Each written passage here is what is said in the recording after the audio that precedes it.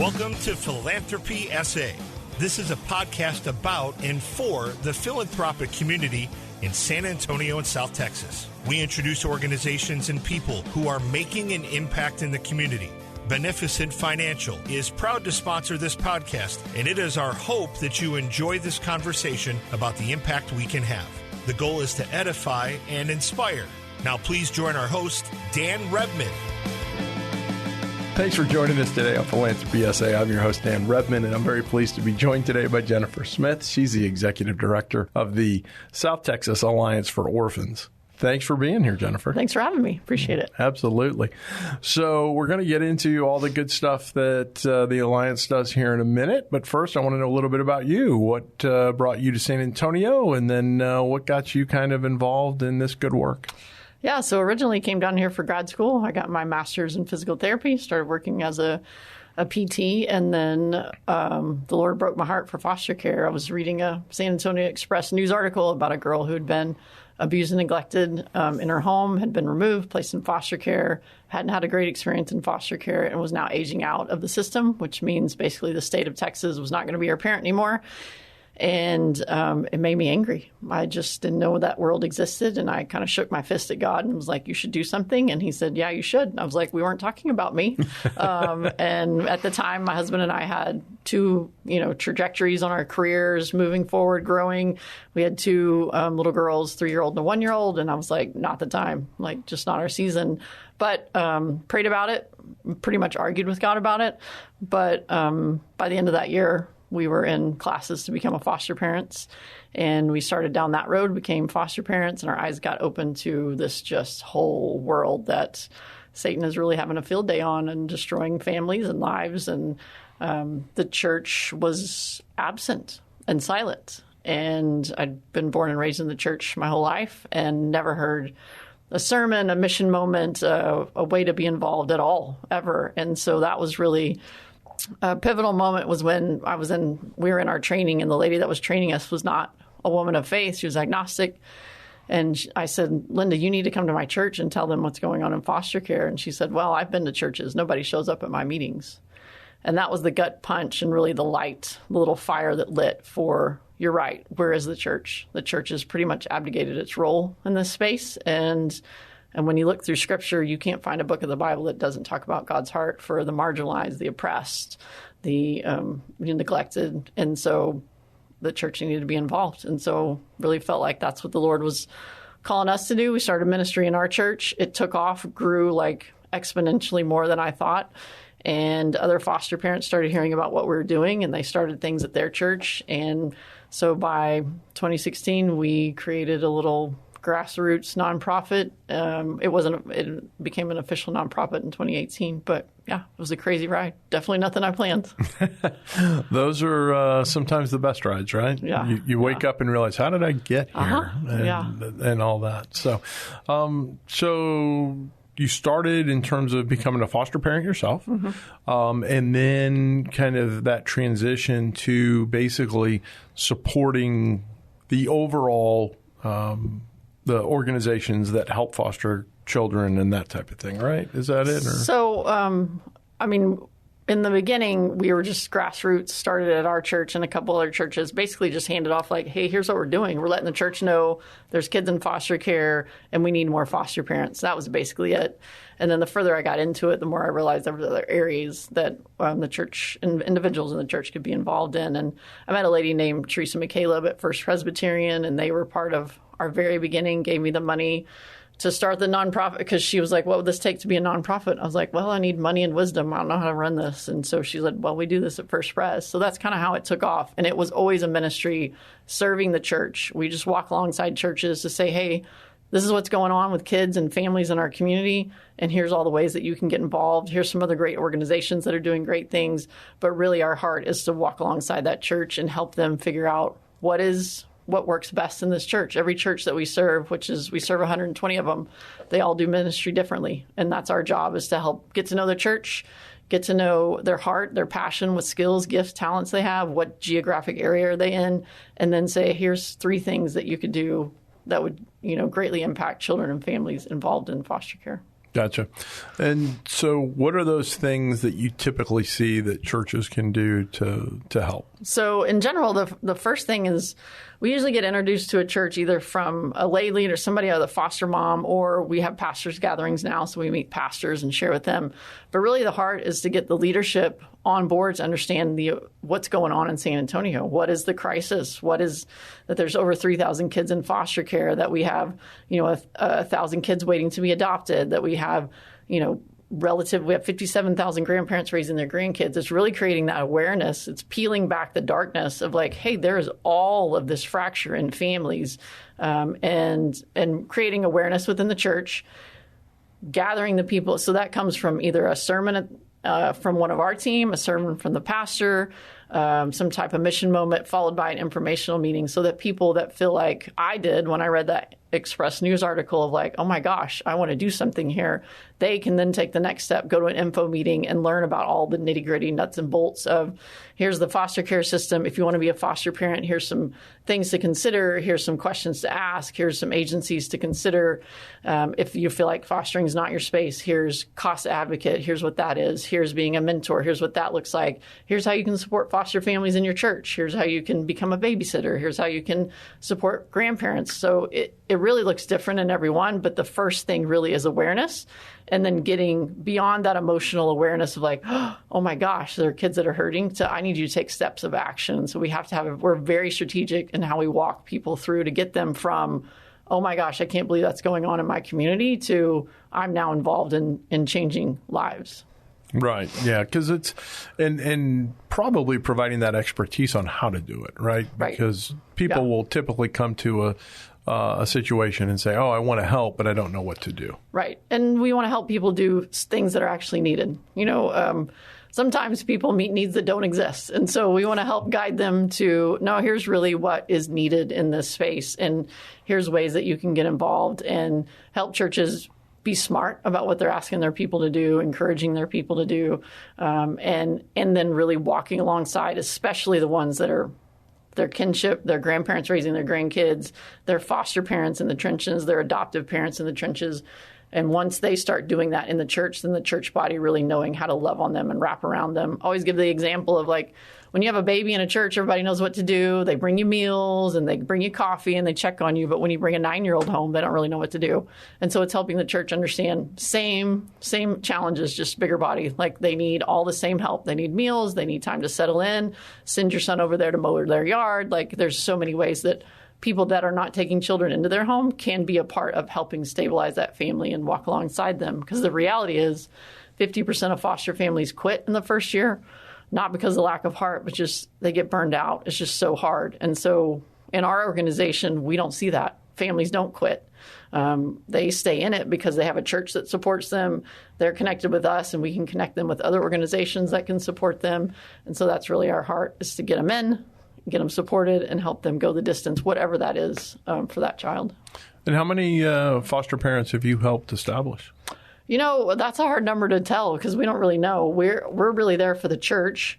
And in the early years, we weren't chasing that. We're chasing that this year. So our goal is 200 new foster families this year.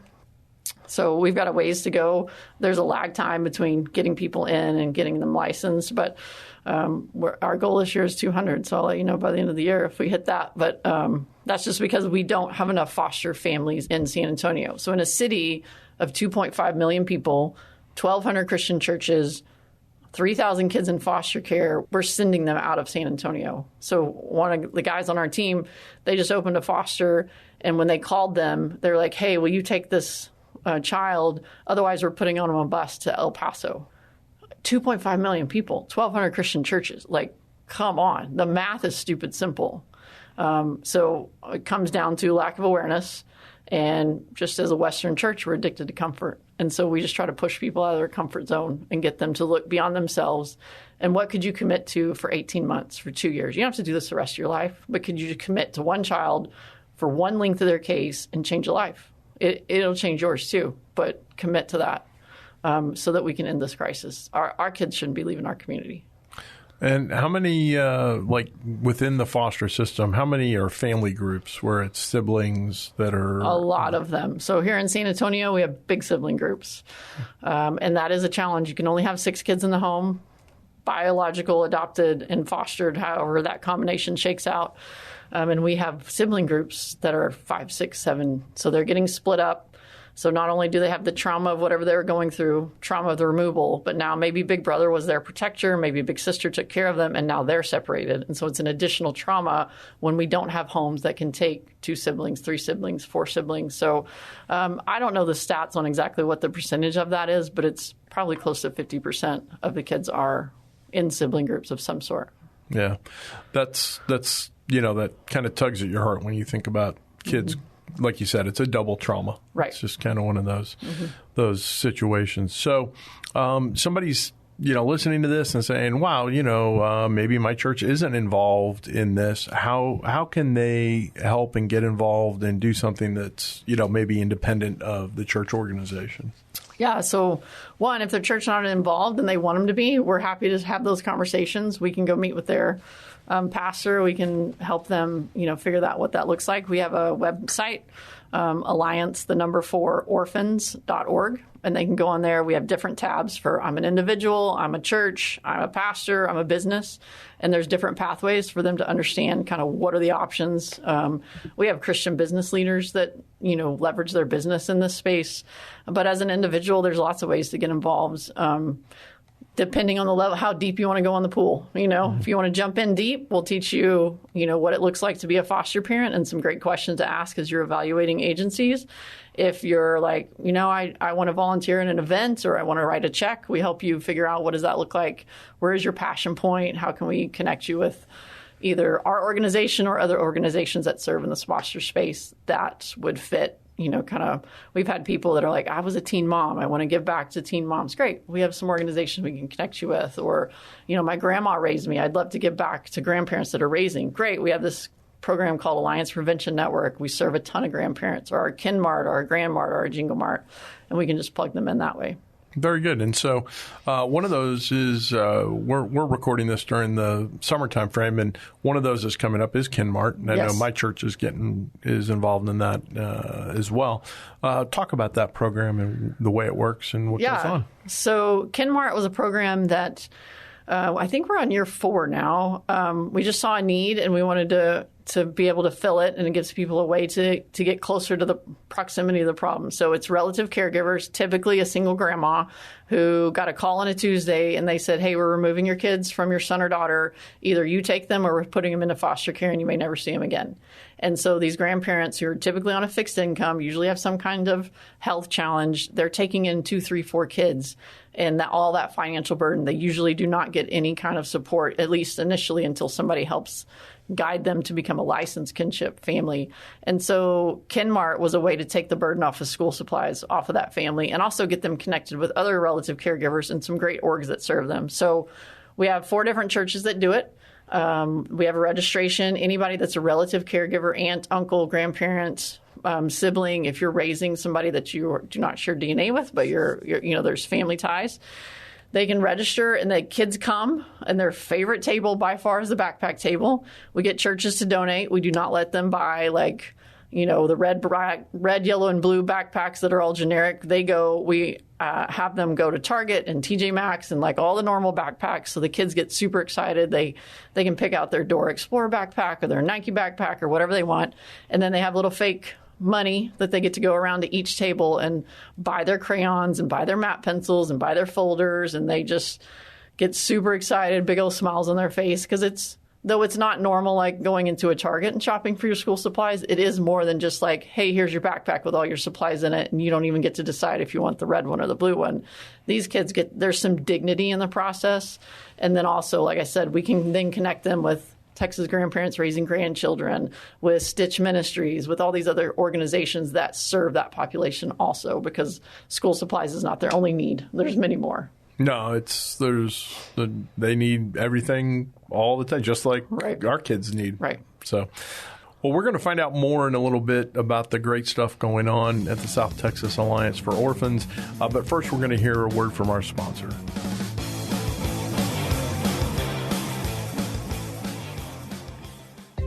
Many of you out there care deeply about wanting to make an impact on the world around you. You want to help take care of the people and organizations that are important to you. We understand that because we feel the same way. Beneficent Financial wants to help you. Our mission is to help people like you with professional, individualized financial advice achieve their objectives. Whether your financial legacy will stay within your family or benefit the community at large, we are able to help. Call Beneficent Financial today at 210-999-5511. In addition to traditional wealth management, we offer philanthropic services such as direct donations of required minimum distributions, donor-advised funds, and foundations. Call 210-999-5511 or go online to beneficentfinancial.net. Let us help you do well so you can do good. Securities offered through Momentum Independent Network, member SIPC/FINRA.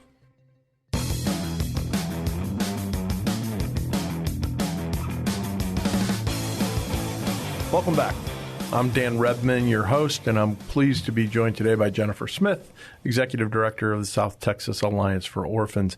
We're talking about the great programs that you have and that type of thing that are going on. What, as you look down the road at the trajectory of things, is that situation in terms of the numbers of people needing foster care versus, available places to people to foster, has that situation been getting better or worse over the last couple of years? I would say it's kind of getting stagnant. We were making some good ground, and then COVID hit, and there was an extreme shift in all things for all of us, right? Hit the foster care space and the recruitment of foster families because churches were deciding whether they were wearing masks or not, and so foster care wasn't even on their radar. And so we're coming out of that now, but we do have some ground to make up because also COVID caused a lot of families trauma and a lot of family stress and caused more kids to come into care. And what we're seeing now is more kids with greater trauma. So these kids have experienced so much. Their behaviors are even more so than I would say before COVID. So the support on the family side has to be really huge. And recruiting families is a challenge. I think post-COVID, we're seeing a lot of weird things. People didn't go back to church. People, social engagement is down. We have a lot of mental health challenges. So on that, it seems harder to find those families that are willing or able to get out of their comfort zone to give their life to a child, because that's really what foster care is it's not getting a kid for your family. You're giving your family to a child. You're saying you're in need. You need a family. We're willing to be that person for you. And so that's our biggest challenge is getting more families to say yes to. And it's a gauntlet process. Like, it's super hard to get licensed. The state of Texas has a lot of rules and regulations that the agencies have to follow. But with the right support and encouragement, they can get to the finish line and get to that first placement and then get the support they need after that, because typically the wheels fall off as soon as you get a placement. The car breaks down, the washer stops working. Like, it seems typical in all the stories we hear. But that's where community comes in, and that's the important thing. So, yeah, our main goal is that nucleus of we need more foster families, because our kids shouldn't be leaving San Antonio. They shouldn't lose that culture of San Antonio. They shouldn't lose any healthy family members that are in San Antonio because we had to ship them to Dallas or El Paso. Like, that's ridiculous. Understood.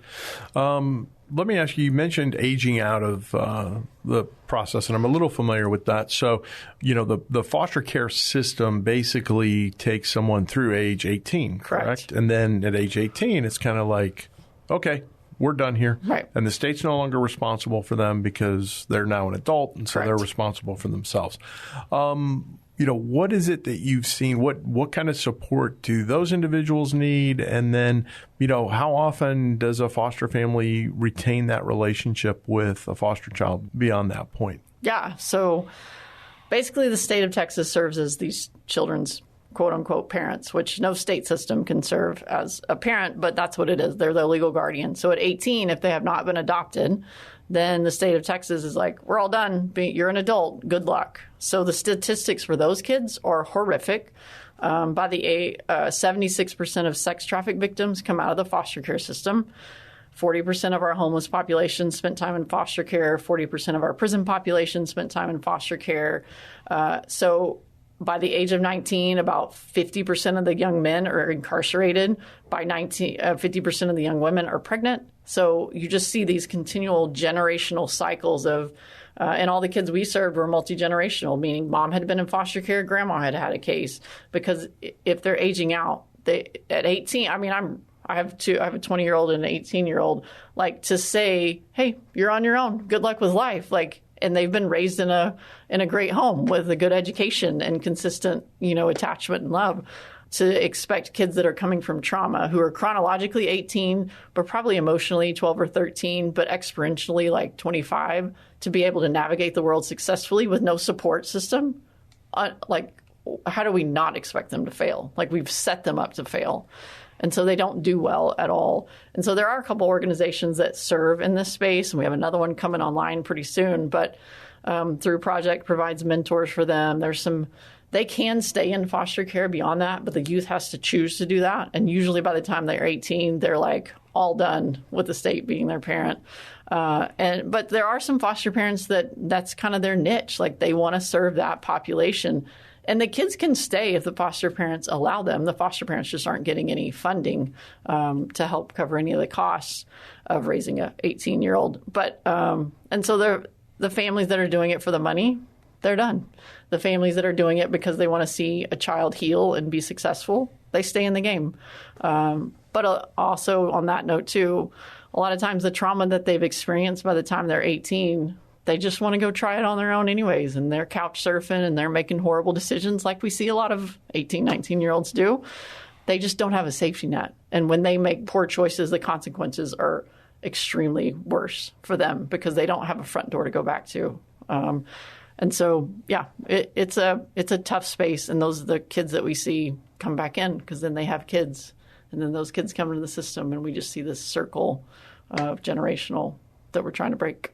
Yeah, generational cycles are something that a lot of agencies deal with in the programs that they're doing. And a lot of what you're talking about harkens back to the whole upstream, downstream, correct, issues that you see as well in the philanthropic world, and definitely getting to be able to intervene in somebody's life when they're, at a young age does increase the likelihood that we're going to break that cycle and have a better outcome for the individual. I mean, having said that, like you said, there's plenty of people who were born and raised in perfectly fine families and still make bad choices as 18-year-olds and, and all that. So let me ask you this. Does the state do anything on the foster side like I know they do for adopted children, where adopted children can get tuition to state universities? Do they provide something like that for people coming out of foster care? Any child that has been in foster care for a length of time and a certain age is eligible for that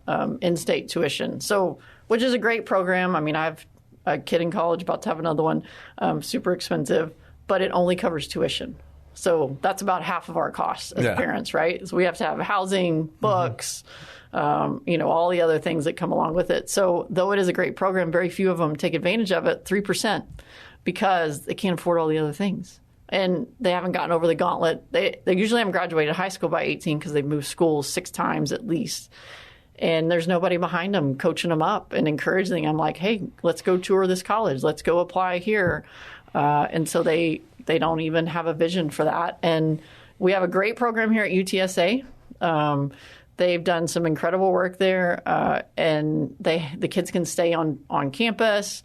They have a counseling center specifically for them. So in San Antonio, we have resources for that. But if the kids don't know about it, they aren't connected with it, then they don't get to utilize it. So it is an untapped resource they're doing. It's not untapped. They're doing some great work, just not at the scale that it could be.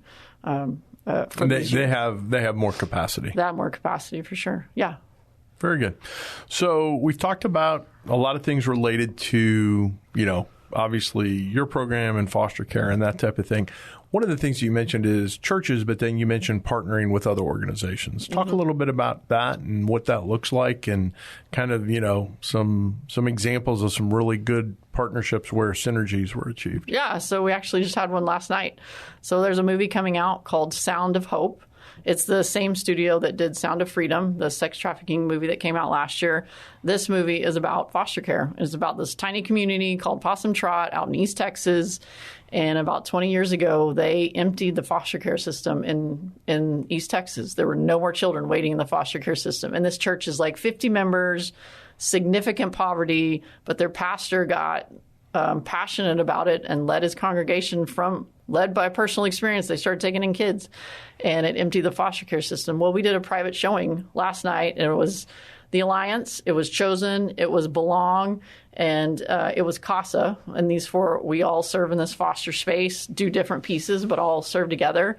And so we collaboratively did that together and invited people to the show with the goal, because all of our goal is to see families restored, children heal, foster families and adoptive families thrive, and we just work in different spaces in that. But we shared that same goal that night. We all got up at the end of the movie and talked about our different pieces. But yeah, there's some great nonprofits that work really well together here in town. And the funders, to their credit, help that in that they're not going to help fund somebody that's doing this thing and that thing. Their goal is, well, if somebody's already doing that, you don't need to do that. Find something that's not being done. And so that's, I think, one of the great things about San Antonio is we have funders that are really strategic and they think about that stuff. And so the players that are out here doing things are doing things that nobody else is doing, and serving in different spaces, but working together so that we don't have to reinvent the wheel. I can just go, hey, you should go talk to Jenny Lord at Chosen. You should go talk to Angie White at CASA. Mm-hmm.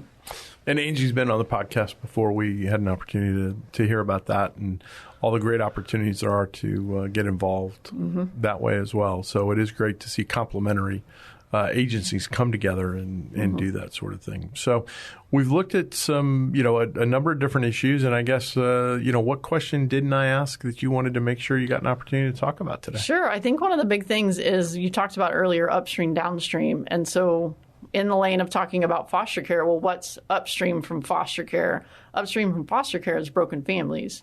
And so one of the programs that we have launched this past year is called Alliance Prevention Network. And so we've trained a lot of DFPS, Child Protective Service caseworkers who work with families that are on the brink of losing their kids, families that maybe they left their kids with grandma, and now grandma's like, I don't know what to do. Mom and dad are, AWOL. And so those caseworkers can then put in a request to the Alliance Prevention Network platform. So it's typically for beds, car seats. As we come into summer, it'll be AC units. We receive that request. We send it out to our churches that are response churches. And those churches say, I can do one of the beds, I can do the car seat, I can do the AC unit. Then the church that is closest to that family geographically will then go deliver the stuff to grandma, help set up the bunk beds, help set up the window unit, whatever that looks like, with the goal of building relationship. Because the stuff, the tangible stuff, is just stuff. Walmart could do that. Where that family thrives and stays together, those kids stay in that home for 6 months, for a year, is over relationship. And obviously there's something going in that family dynamic that grandma's having to raise grandkids or aunts having to raise nieces and nephews. And so a lot of times they're very isolated. And so as that church delivers that stuff, they're also saying, hey, I'm going to check back in with you in a week and see how you're doing. Hey, we have this VBS going on this summer. You should drop the kids off and get a little break. Hey, we have Thanksgiving turkey dinners. Can we deliver those for you? We got this Christmas thing coming up. Can we get the kids on the lit? They're ongoing. It's really, instead of having people come to the church, it's the church going to the people in their areas who are struggling, who are hurting, and being the church, like loving like Jesus, like going out and serving, not with an agenda of like, we want you to come to Jesus. I mean, we do, but it's just loving like Jesus and supporting the families that are struggling in their neighborhoods. So that's one of the cool programs that churches are buying into, and we've got a lot of businesses that are stepping into also. That's awesome. So when you mention businesses stepping into that, I mean, obviously you talk about churches, you've got an organization that has the ability to talk to people and hopefully mobilize some volunteers and that kind of thing. How do businesses get involved? So we have some really cool partnerships with businesses. One is for youth that are aging out. Rudy's, Paloma Blanca, and Chris Madrid's we're doing a work program with them. So we've trained them in trauma, and they're employing these young adults who have aged out or are about to age out with the heart of like, we're here to we know this is not a typical employee. You're going to struggle. You're going to try to blow this thing up. We're going to be here to walk alongside you, mentor you, coach you, parent you a little bit. And so we've trained them. And so that's a program that we're trying to break that generational thing with. So we started it with restaurants. We'll move into other industries as this gets rolling. The other way is with the Alliance Prevention Network. Sometimes we get requests for pest control, for car repairs, for home repairs. And so we're looking for business owners that are willing to say, hey, call me twice a year and I'll do free pest control. Call me twice a year and I'll fix 2 cars. Call me twice a year. And so it's not a burden on any one business, but that's a way that a Christian business owner can give back, is they can say, I'm going to leverage what I'm already doing. I'm already doing this. Let me just give this away for free or at a discount to help a grandparent or an aunt or an uncle that's, stepped in to serve kids. Keep them out of foster care. That's awesome. So people have heard a lot of ideas and that kind of thing and getting involved. Why don't you give us the best way to contact you all one more time? Yeah, so our website has a ton of information. So that's alliance4orphans.org. And also you can reach out to me at my email, which is Jennifer, JENNIFER, at alliance4orphans.org. Super. Well, we're very glad to have had you here today and learn more about what y'all are doing, and certainly hope that gap between the number of kids who need fostering and the availability of it narrows substantially. This is Dan Rebmann, thanking you for being with us today and just reminding you to do well so you can do good. Thank you for joining us at Philanthropy SA. We hope you found something to inspire you during today's conversation.